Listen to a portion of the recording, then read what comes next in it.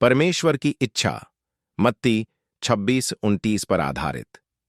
प्रिय भाइयों और बहनों, आज हम प्रभु यीशु मसीह की वह गहरी हृदय विदारक प्रार्थना देखते हैं जो उन्होंने गतसमनी के बगीचे में की थी। हे मेरे पिता, यदि हो सके तो यह कटोरा मेरे पास से टल जाए, तो भी जैसा मैं चाहता हूं वैसा नहीं, परंतु जैसा तू चाहता है वैसा ही हो। यहां हमारे प्रभु की मानवता सामने आती है। वह जानते थे कि उनके सामने क्रूस की पीड़ा, पाप का भार और पिता से अलगाव का कटोरा है। उनकी इच्छा थी कि यह कड़वा कटोरा उनसे टल जाए। यह कोई कमजोरी नहीं, बल्कि एक सच्ची मानवीय प्रतिक्रिया थी। लेकिन फिर वह आत्मसमर्पण के उस महान क्षण पर पहुंचते हैं। तो भी जैसा मैं चाहता हूं वैसा नहीं, परंतु जैसा तू चाहता है वैसा ही हो।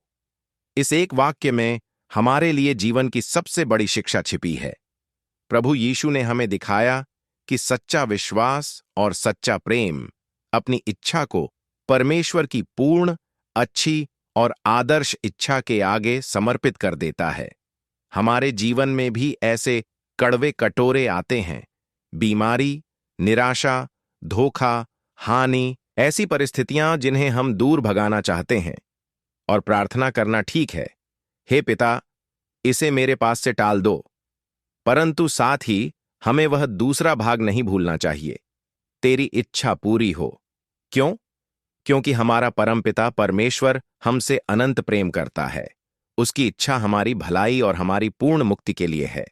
जो कटोरा हमें कड़वा लगता है, वही कभी-कभी हमारी आत्मा के उद्धार और दूसरों के आशीष का माध्यम बन जाता है, जैसे यीशु का कटोरा समस्त मानव जाति के छुटकारे का साधन बना। आइए आज हम प्रभु यीशु से सीखें। अपनी पीड़ा, अपने संघर्ष उनके सामने रखें, पर साथ ही उनकी इच्छा के आगे नम्रतापूर्वक झुक जाए। विश्वास रखें कि परमेश्वर की इच्छा हमेशा अच्छी, सिद्ध और मनभावनी है। रोमियो 12:2। वह जो कली में सुंदर फूल छिपाए रखता है, वह हमारे जीवन के कठिन समय में भी एक गहरी योजना, एक गहरा उद्देश्य छिपाए हुए है।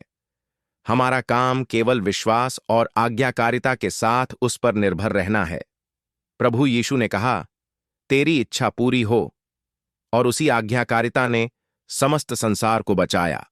हमारी छोटी आज्ञाकारिता भी हमारे और दूसरों के जीवन में परमेश्वर की महान विजय के लिए मार्ग बना सकती है। आमीन।